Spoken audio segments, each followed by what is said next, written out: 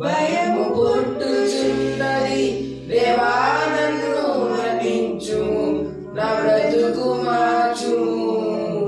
యేసుని చేతికి ఇక లొంగిపోదును, విశేషణముగా గురించును నా శ్రేష్ఠ జీవితం.